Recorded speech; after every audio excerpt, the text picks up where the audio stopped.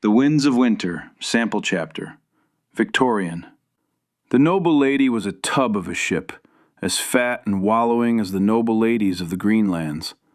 Her holds were huge, and Victarion packed them with armed men.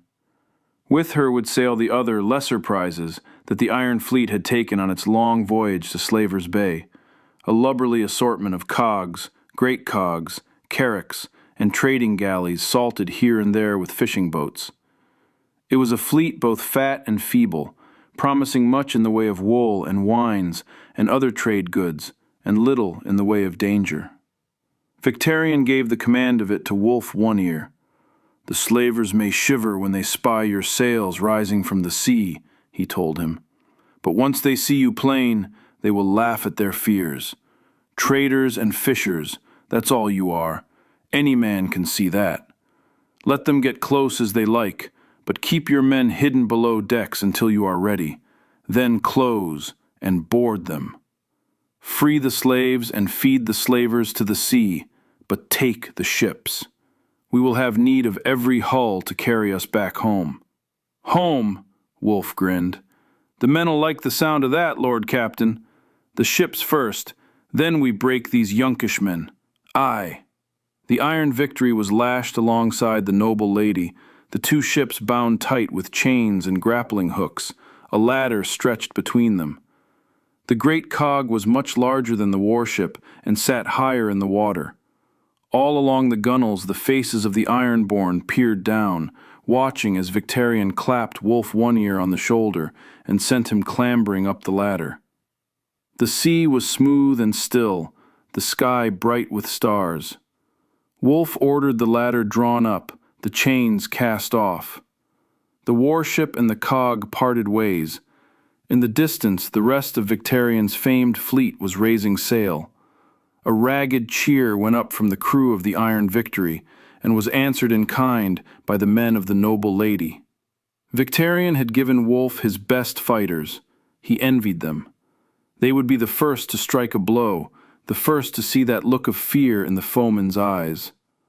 As he stood at the prow of the Iron Victory, watching One Ear's merchant ships vanish one by one into the west, the faces of the first foes he'd ever slain came back to Victarion Greyjoy. He thought of his first ship, of his first woman. A restlessness was in him, a hunger for the dawn and the things this day would bring. Death or glory, I will drink my fill of both today. The sea-stone chair should have been his when Balin died, but his brother Euron had stolen it from him, just as he had stolen his wife many years before. He stole her, and he soiled her, but he left it for me to slay her. All that was done and gone now, though. Victarion would have his due at last. I have the horn, and soon I will have the woman. A woman lovelier than the wife he made me kill. "Captain!" The voice belonged to Longwater Pike. "The oarsmen await your pleasure." "3 of them, and strong ones." "Send them to my cabin. I want the priest as well." The oarsmen were all big. One was a boy, one a brute, one a bastard's bastard. The boy had been rowing for less than a year, the brute for 20. They had names, but Victarion did not know them. One had come from Lamentation, one from Sparrowhawk, one from Spider Kiss. He could not be expected to know the names of every thrall who had ever pulled an oar in the Iron Fleet. "Show them the horn," he commanded, when the 3 had been ushered into his cabin. Moqorro brought it forth, and the dusky woman lifted up a lantern to give them all a look. In the shifting lantern light, the hellhorn seemed to writhe and turn in the priest's hands, like a serpent fighting to escape. Moqorro was a man of monstrous size, big-bellied, broad-shouldered, towering, but even in his grasp, the horn looked huge. "My brother found this thing on Valyria," Victarion told the thralls. "Think how big the dragon must have been to bear 2 of these upon his head. Bigger than Vhagar or Meraxes, bigger than Balerion the Black Dread." He took the horn from Moqorro and ran his palm along its curves. "At the Kingsmoot on Old Wick, one of Euron's mutes blew upon this horn. Some of you will remember. It was not a sound that any man who heard it will ever forget. "They say he died," the boy said, "him who blew the horn." Aye, the horn was smoking after. The mute had blisters on his lips, and the bird inked across his chest was bleeding. He died the next day. When they cut him open, his lungs were black. "The horn is cursed," said the bastard's bastard. "A dragon's horn from Valyria," said Victarion. "Aye, it's cursed. I never said it wasn't." He brushed his hand across one of the red gold bands, and the ancient glyph seemed to sing beneath his fingertips. For half a heartbeat, he wanted nothing so much as to sound the horn himself. "Euron was a fool to give me this. It is a precious thing, and powerful. With this I'll win the sea-stone chair, and then the Iron Throne. With this, I'll win the world." Claghorn blew the horn thrice and died for it. He was as big as any of you, and strong as me. So strong that he could twist a man's head right off his shoulders with only his bare hands. And yet the horn killed him. "It will kill us too, then," said the boy. Victarion did not oft forgive a thrall for talking out of turn, but the boy was young, no more than 20, and soon to die besides. He let it pass. "The mute sounded the horn 3 times. You 3 will sound it only once. Might be you'll die, might be you won't. All men die. The Iron Fleet is sailing into battle. Many on this very ship will be dead before the sun goes down, stabbed or slashed, gutted, drowned, burned alive. Only the gods know which of us will still be here come the morrow. Sound the horn and live, and I'll make free men of you, 1 or 2 or all 3. I'll give you wives, a bit of land, a ship to sail, thralls of your own. Men will know your names." "Even you, Lord Captain?" asked the bastard's bastard. "Aye. I'll do it then." "And me," said the boy. The brute crossed his arms and nodded. If it made the 3 feel braver to believe they had a choice, let them cling to that. Victarion cared little what they believed. They were only thralls. "You will sail with me on Iron Victory," he told them. "But you will not join the battle. Boy, you're the youngest. You'll sound the horn first. When the time comes, you will blow it long and loud. They say you are strong. Blow the horn until you are too weak to stand, until the last bit of breath has been squeezed from you, until your lungs are burning. Let the freedmen hear you in Meereen, the slavers in Yunkish, the ghosts in Astapor. Let the monkeys shit themselves at the sound when it rolls across the Isle of Cedars. Then pass the horn along to the next man. Do you hear me? Do you know what to do?" The boy and the bastard's bastard tugged their forelocks. The brute might have done the same, but he was bald. "You may touch the horn. Then go." They left him one by one, the 3 thralls and then Moqorro. Victarion would not let him take the hellhorn. "I will keep it here with me until it is needed. As you command. Would you have me bleed you?" Victarion seized the dusky woman by the wrist and pulled her to him. "She will do it.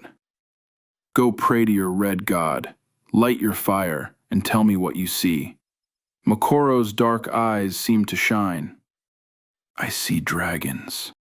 The quarrel began in the lee of the mainsail, where the wind was a fist and the canvas cracked like a whip. 2 captains, wet as seals and twice as noisy, snarled over a length of rail. "Parley banners," the younger one kept saying, eyes cutting to the yellow pavilions ashore. "The slavers send them when they wish to talk. Gold buys time. Time buys—" "Rot," the other spat. "Time buys a knife in the back." Victarion Greyjoy listened long enough to know the shape of it. The shape was coin. The shape was fear with a fine coat of words. The shape was men trying to live 1 more hour. He had something better than coin for that. He thought of the horn in his cabin. Mine. The dusky woman watched from a coil of rope, still as a cat, eyes reflecting the dull morning. She never spoke, only looked. Her hands, though, were good on oiled cloth and bronze. They kept the horn clean. They kept it warm. "On your knees," Victarion told the younger captain. The man blinked seawater in surprise. "My lord!" Victarion split him before the word finished, the axe going through oilskin and bone and down into the deck. Blood ran to the scuppers in 2 quick rivers. The men around them went quiet in the way of men who had thought words would shelter them. He put his scabbed hand to the haft and wrenched the blade free. The hand made the wood creak. Stronger, stronger every day.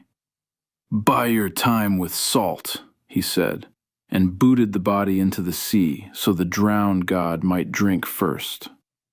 The wind pressed the sail. Somewhere below, the horn seemed to hum in answer, or that was only the sea talking through the hull. Not Euron's, mine. Moqorro came when the deck was washed clean, black and red and steam-wrung, as if the brazier's heart had learned to walk. The priest's hands were bright as coals in the wind. "You cut the right chord," he said, looking not at the corpse trail, but at the men who had watched it. "Who paid him?" Victarion asked. "The same who pays too many," Moqorro said mildly. He tipped his head toward the shore where the Yunkish pavilions lay in a sulking crescent, a yellow harpy with a soft voice and a fat purse. But the purse is lighter than it was at dawn. Victarion smiled with his mouth and not at all with his eyes. "Let 'em make more purses. We have nets." He climbed the steps to the quarterdeck. The Iron Victory rode the chop like a mare with foam at her lips. Beyond, the Iron Fleet made a forest of masts. Banners were damp snakes in the wind.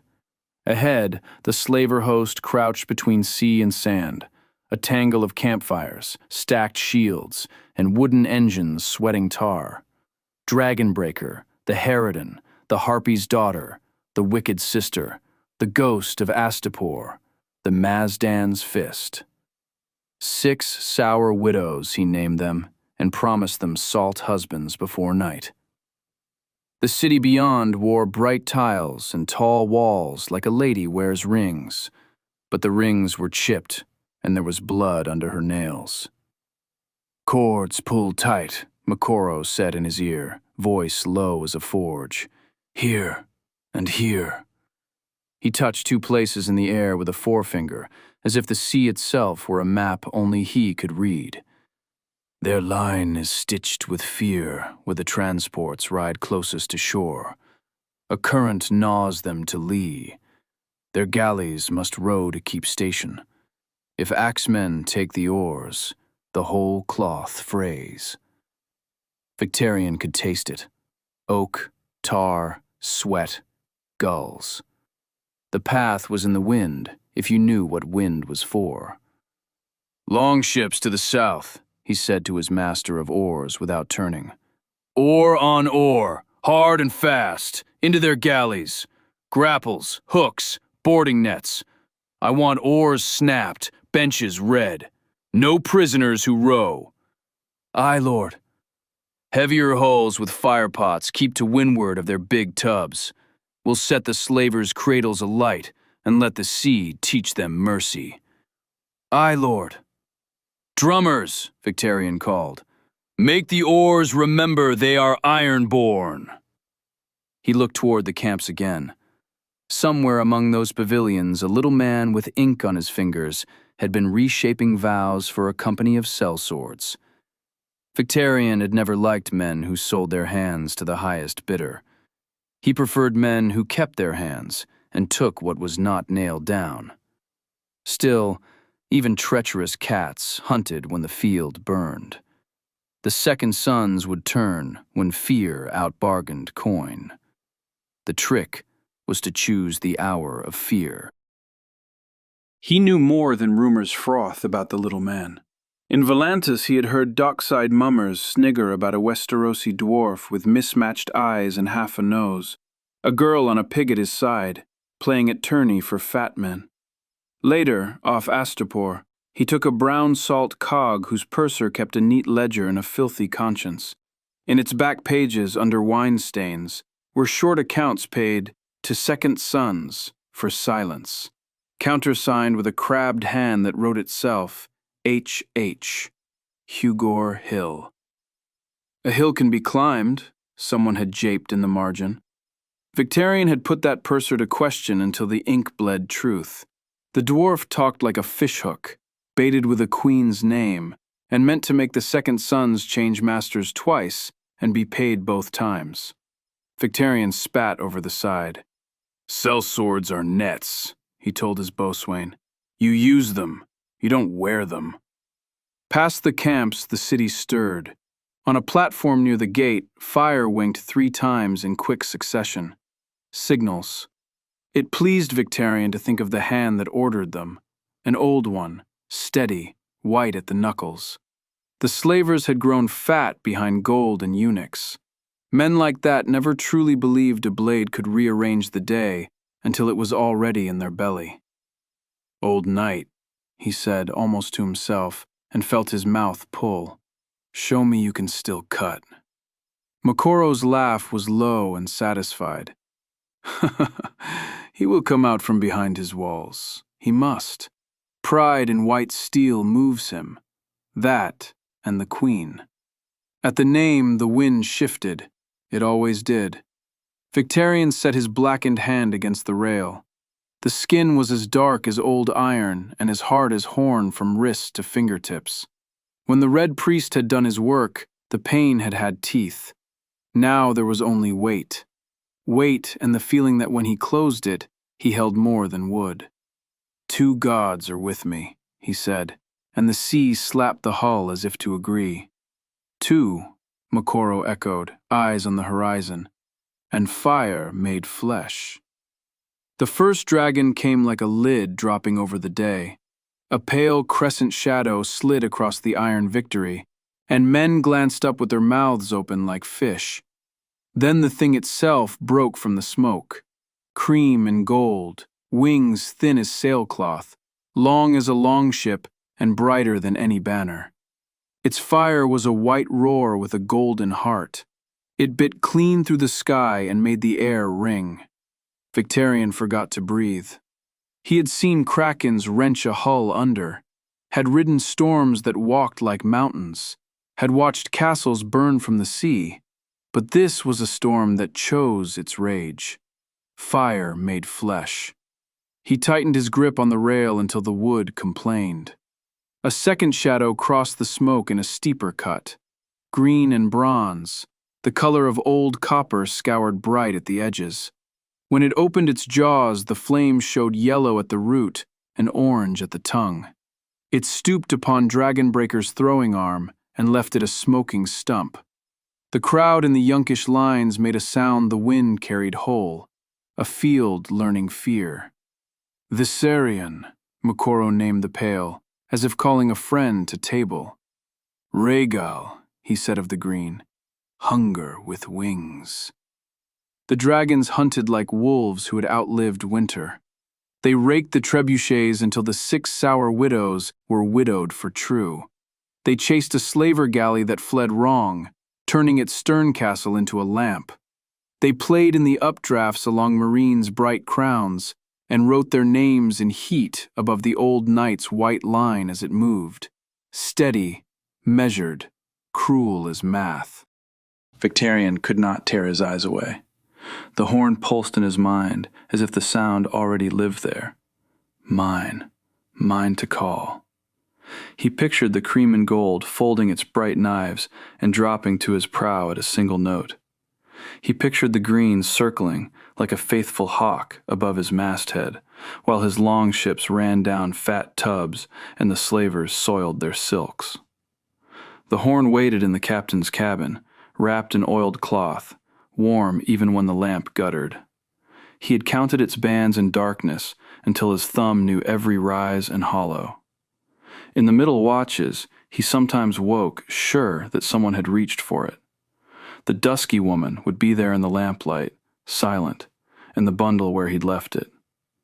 He would lay his hand on the cloth and feel the warmth, and the tightness would ease. Not Euron's. Mine. "Beat the oars," he said. The drummers obeyed, and the deck thudded like a heart. The Iron Victory swung her head, finding the path Moqorro had pointed to in the empty air. Spray flew up in white knives.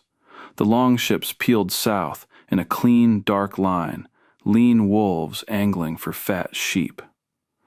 Grapnels flew, ropes went taut and sang. Yunkish oars broke like green wood in a strong hand. Ironborn came over rails in a clatter of hooks and shield rim, and all at once the galleys were a nest of knives in a narrow space. To windward his heavier prizes, big-bellied cogs taken off the coast and made obedient by kraken flags, slewed broadside. Firepots arced tidy as prayers and broke messier than any prayer Victarion had ever heard.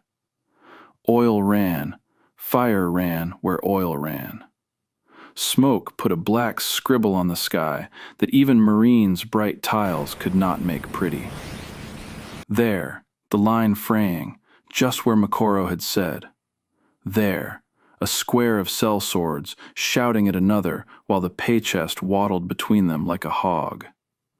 There, by the southern gate, a gleam of white moved like a sword point. Not retreat, not parley, not anything but intent. Barristan Selmy's honor march, neat as drill, cutting the camp into answers. "Hold for my word," Victarion shouted. "We beach when they look to the old man, not one heartbeat sooner." Above, the Pale One turned on a pillar of its own heat, lazy now that the throwing arms were toothless. It skimmed the camp, and the silk pavilions went up like dry grass. The Greens stooped on a cart full of pitch and made a sun out of it for the space of 5 breaths. Men ran in tidy lines until they didn't. Men always ran tidy until fear got under the boards. The horn called him without a sound. His forearm twitched for want of it. His teeth itched to feel the rim. He knew what would happen when he blew. The world would learn its master. I am the master. "Go below," he told the dusky woman. "Bring me the horn." Her eyes flicked to Moqorro. The priest watched the dragons as a man watches answered prayer. "Fire made flesh," he murmured again, "and flesh that longs for a master." "Bring it," Victarion said, and that ended the matter. She returned with the bundle like a swaddled babe. Victarion took it and felt the warmth before the cloth was gone. The metal was near black, the bands darker still, the glyphs a deeper shadow yet. He turned it in his hands, and the weight put thoughts in his arms, of high places, of loudness, of walls that fell inward. The hunger in him quieted when it lay across his palms. Good. Mine. Moqorro did not touch it. He never did. He only spoke, and the words were old. "No mortal man will sound that horn without price," he reminded. "Its obedience goes to blood and to will. The one who claims it with blood commands what comes." Victarion's lip curled. "Or know what I command." He remembered the thrall at Old Wick, lips split and smoking. Remembered Euron's eye like a black coin in a blind man's cup. Remembered the sea-stone chair with salt drying white in its cracks. Remembered swearing that what the crow's eye found, Victarion Greyjoy would use. Not for Euron, for the Ironborn, for himself. If price there was, he would pay it from other purses first, and then, if need be, from his own. He set the horn's mouth to his teeth and breathed. The metal hummed like something alive. The glyphs seemed to breathe as well, or else the sea wind had learned new tricks since morning. He imagined the sound leaping ship to shore, a thing with legs. He imagined heads turning all at once, in the camps and under the bright tiles. He imagined the pale folding its bright knives and dropping to his prow, the greens circling faithful about his mast. He imagined the horn drinking his breath and making it law. His breath. Mine. He drew in breath to make it real. Below, a drum broke its stick. The beat stumbled, then caught again. On the wall, the third fire in a relay guttered and had to be relit. To the south, an Ironborn cry stuttered when a rope parted and a man went under. Little things. The world was full of little things that became big when you were foolish enough to ignore them. The horn warmed in his hands, as if urging him to be foolish. Now, it seemed to say. Now. The pale shadow fell across the quarterdeck like a lid. Men flinched, praying by mistake to gods they did not know. Victarion bared his teeth up at the passing glory and felt the noise trapped in him like a wave against rock. Not yet, he told the horn. It tasted of heat. He lowered it. The sea slapped the hull, approving or not. On shore, the white line flowed forward like milk poured slow, and the slaver camp rippled. A sheet tugged the wrong way. Somewhere behind those tents, the little man with the coin smile would be telling big men they were brave. Somewhere ahead of the gate, an old knight would be telling younger ones to keep their feet. Above all of it, fire made flesh hunted and fed and wheeled. Victarion slid the horn back into its cloth and bound it. He put his black hand on the knot and pulled it tight. The tightness in him fought and then went quiet. He would feed it later, with breath, with blood. Mine.